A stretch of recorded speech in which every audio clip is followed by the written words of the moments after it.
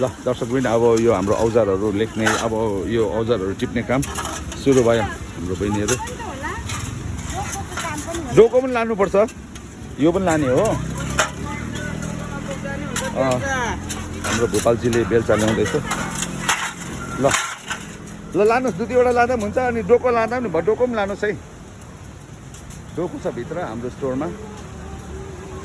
र एक-एकवटा डोको लानुहोस् न बहिनी डोको लानुहोस् न एक-एकवटा यो एउटा राखेर डोको एउटा लाँदा हुन्छ एउटा डोको एउटा ल हाम्रो यसरी औजारहरू निस्किँदैछ हाम्रो सबै औजारहरू चाहिँ यहाँ स्टोरभित्र राखिएको छ अर्को पनि एउटा दिनु न अर्को पनि एउटा होइन डोको पुग्छ लाँदा एक-एकवटा लानु न यतापट्टि चाहिँ हाम्रो श्रम गर्ने हाम्रो यो निर्माण स्थल यतातिर छ यो बाटो अब बिस्तारै बिस्तारै हाम्रो श्रमदाताहरू आउँदै हुनुहुन्छ ल उहाँहरू यस्तै छ आजको यो धरानको दृश्य हाम्रो श्रमदानको दृश्य काम गरि नै रहने बनाइ नै रहने बोल्नेहरूले भन्नेहरूले भन्ने गर्छ कि आफ्नो ठाउँमा छ तर काम आफ्नो ठाउँमा छ अनि यस्तै छ हाम्रो सबैजना साथीहरू आइसक्नु भएको छ होला यस्तो छ ल वेलकम ब्याक तिमीलाई पनि फेरि आज चाहिँ किन एक्लै आएको तिमी ए रोटी दिदी ए ओके हो र ल भेरी गुड ल राम्रो नि हिजो अल्लाह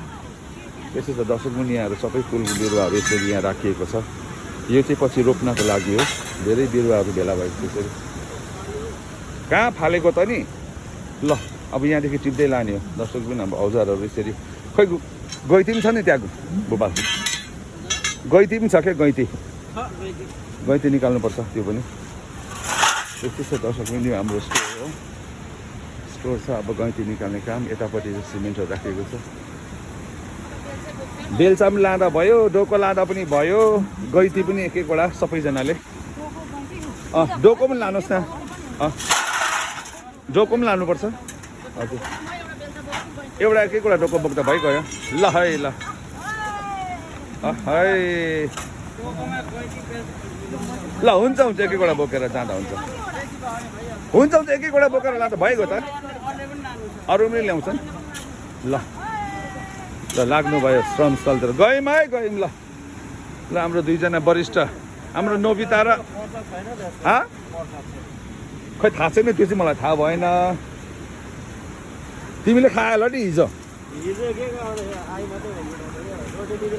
ए होला ल यस्तै छ दर्शक पनि ल डोको निकालेर राख न बाहिर अरू पनि आउँदै हुन्छ नि दिदीबहिनीहरू त्यहाँ निकालेर राख्यो भने सजिलो